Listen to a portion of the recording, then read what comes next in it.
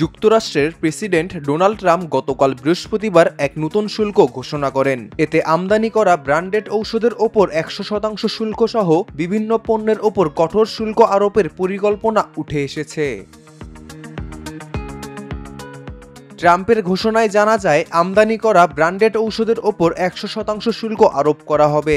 ভারী ট্রাকের ওপর 25% এবং রান্নাঘরের ক্যাবিনেট ও বাথরুমের ভ্যানিটির ওপর 50% শুল্ক আরোপিত হবে। ট্রাম্প তার ট্রুথ সোশ্যাল প্ল্যাটফর্মে লিখেছেন, যে কোনো কোম্পানি যুক্তরাষ্ট্রের ভেতর ঔষধ তৈরির কারখানা নির্মাণ কাজ শুরু না করলে তাদের ব্র্যান্ডেড ঔষধের আমদানিতে এই শুল্ক আরোপিত হবে।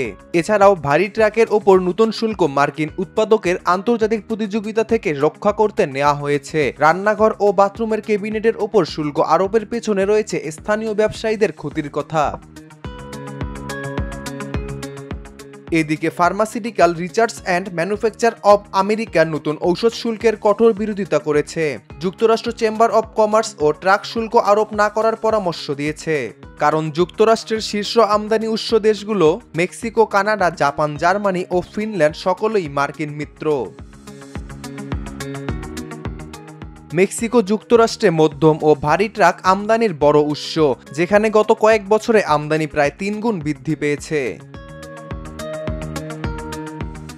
উল্লেখ্য, ভারতের ঔষধ রপ্তানির জন্য যুক্তরাষ্ট্র সবচেয়ে গুরুত্বপূর্ণ বাজার। 2023-24 অর্থবছরে ভারতের মোট $27.9 বিলিয়ন ঔষধ রপ্তানির 31% যুক্তরাষ্ট্রে গিয়েছিল। 2025 সালের প্রথম 6 মাসে যুক্তরাষ্ট্রে ভারতের ঔষধ রপ্তানি হয়েছে $3.7 বিলিয়ন। ট্রাম্পের এই শুল্ক নীতি আরোপিত হলে বিশ্ব অর্থনীতির ওপর এর নেতিবাচক প্রভাব পড়তে পারে বলে মনে করছেন বিশেষজ্ঞরা।